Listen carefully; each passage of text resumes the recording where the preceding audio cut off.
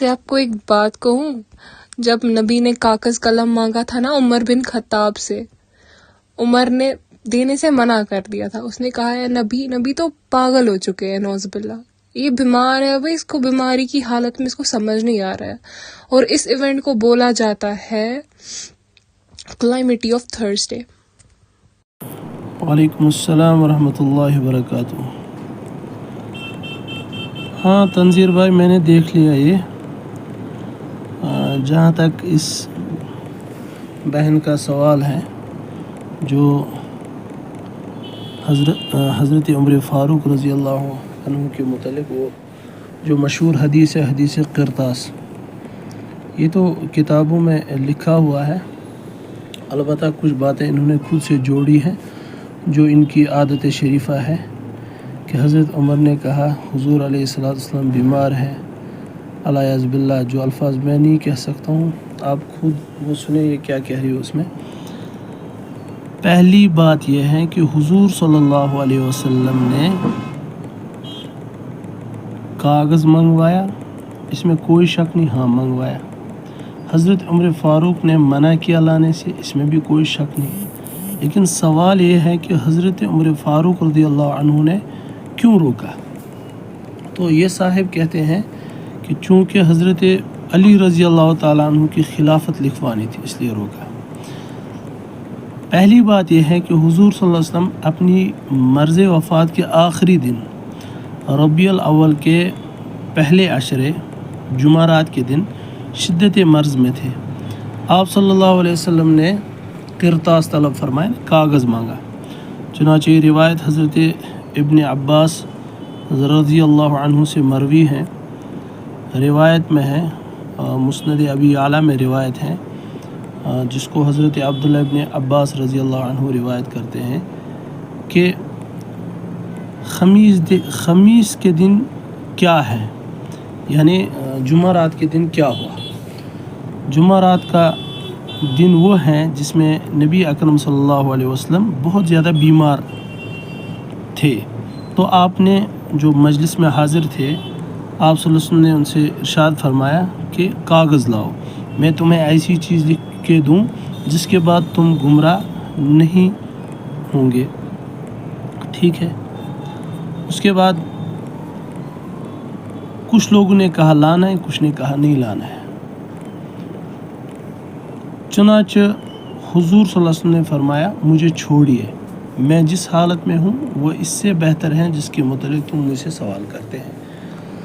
پھر نبی پاک صلی اللہ علیہ وسلم نے 3 چیزوں کے متعلق حکم فرمایا. جزیرۃ العرب سے مشرکین کو نکال دو اور وفود کے ساتھ بہترین سلوک کرو. اسی جمعرات کے روز آپ صلی اللہ علیہ وسلم کی طبیعت سنبھل گئی تو آپ صلی اللہ علیہ وسلم نے ایک خطبہ ارشاد فرمایا جس میں متعدد امور ارشاد فرمائے. سوال یہ ہے کہ حضور صلی اللہ علیہ وسلم کے حدیث قرطاس کے ذریعے سے خلافت علی رضی اللہ عنہ سے متعلق کوئی دستاویز لکھوانا چاہتے تھے، تو حضرت عمر فاروق نے قرطاس نہ دیا تو آپ صلی اللہ علیہ وسلم نے اس خطبے میں اس کا اعلان کیوں نہیں فرمایا؟ یہ سوال بنتا ہے.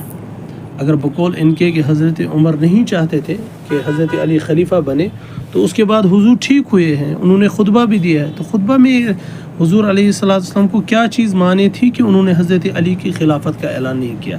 نمبر 1. نمبر 2، آپ صلی اللہ علیہ وسلم نے جمعرات کے دن کاغذ کا مطالبہ کیا.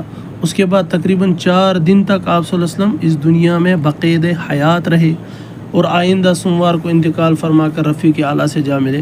سوال یہ ہے کہ ان 4 دنوں میں معارضہ کرنے والے لوگ کبھی نہ کبھی تو آپ صلی اللہ علیہ وسلم سے الگ ہوئے ہوں گے، یعنی جو آپس میں جو تنازع ہوا کاغذ لائے نہ لائے وہ تو الگ ہوئے ہوں گے. 4 دن تک وہ نہیں ٹھہرتے وہاں.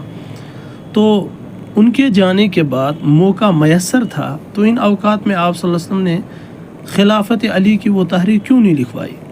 اس مسئلے کو کنارہ کیوں کیا جاتا ہے؟ چنانچہ اس کے متعلق میں بھی ایک روایت عرض کروں. حضرت صلی اللہ علیہ وسلم کا کسی واجب امر جس کے بغیر کوئی چارہ نہ تھا کہ لکھوانے کا ارادہ ہوتا، تو آپ صلی اللہ علیہ وسلم کے باہمی اختلاف اور شور کرنے کی وجہ سے ترک نہیں فرما سکتے تھے، کیونکہ اللہ تعالیٰ نے فرمایا ہے تمہارے رب کی طرف سے جو چیز تمہاری طرف نازل کی گئی ہے اس کو پہنچائے جیسے کہ آپ صلی اللہ علیہ وسلم نے مخالفین کی مخالفت اور دشمنوں کی دشمنی کی وجہ سے تبلیغ دین کا عمل ترک نہیں کیا۔ اس سے واضح ہوا کہ کاغذ منگوانے اور کچھ لکھنے سے حضرت علی رضی اللہ عنہ کی خلافت کی سند اور دستاویز لکھوانا مقصود نہیں تھا، بلکہ دوسرے اہم امور تھے جن کا آپ صلی اللہ علیہ وسلم نے بعد کے خطبات میں اس کا اظہار و اعلان فرمایا۔ جب حضور صلی اللہ علیہ وسلم نے اس کے بعد اس کا اعلان فرمایا ہے تو یہ اعتراض کہاں سے وجود میں آ گیا؟ تیسری بات، جس طرح حضور اقدس صلی اللہ علیہ وسلم کے کرتاس کے مطالبے پر حضرت عمر رضی اللہ عنہ نے حضور صلی اللہ علیہ وسلم کی تکلیف کے پیش نظر آپ صلی اللہ علیہ وسلم کو تکلیف سے بچانے کے لیے کرتاس دینے کی ضرورت نہیں سمجھی، اسی طرح حضرت علی رضی اللہ عنہ بھی حضور صلی اللہ علیہ وسلم کو کرتاس نہ دینے کا عمل دہرایا تھا۔ ملاحظہ ہو، یہ صرف حضرت عمر کی طرف ہی منسوب کیوں، خود روایات میں موجود ہے کہ حضرت علی نے بھی ایسا کیا ہے۔ چنانچہ روایت ہے عن علی ابن ابی طالب رضی اللہ عنہ قال امرنی النبی صلی اللہ علیہ وسلم ان آتیا بطبق یکتب فیہ ما لا تضل امته من بعده قال فخشیت ان تفوتنی نفسه قال قلت انی احفظ واعی قال اوصی بالصلاۃ والزکاۃ وما ملکت ایمانکم۔ یہ تو روایت مسند احمد جلد 1 صفحہ 468 پہ موجود ہیں اور حدیث نمبر ہے 693۔ آپ وہاں دیکھ سکتے ہیں حضرت علی رضی اللہ تعالیٰ عنہ، چنانچہ اس کا ترجمہ یہ ہے کہ حضرت علی رضی اللہ تعالیٰ عنہ فرماتے ہیں کہ مرض وفات کے دوران ایک مرتبہ حضرت صلی اللہ علیہ وسلم نے مجھے طبق کرتاس لانے کے لیے ارشاد فرمایا تاکہ اس میں وہ بات تحریر کر دے جس سے امت آپ کے بعد گمراہی میں نہ پڑے۔ حضرت علی فرماتے ہیں آپ صلی اللہ علیہ وسلم کی طبیعت کی پریشانی دیکھ کر مجھے خوف ہوا کہ کہیں آپ صلی اللہ علیہ وسلم کا میری عدم موجودگی میں انتقال نہ ہو جائے، تو میں نے عرض کیا آپ ارشاد فرمائیں میں اس فرمان کو محفوظ کروں گا اور نگاہ میں رکھوں گا۔ تو آپ صلی اللہ علیہ وسلم نے نماز، زکوٰۃ کی ادائیگی اور غلام لونیوں کے بارے میں نیک سلوکی کی وصیت کی۔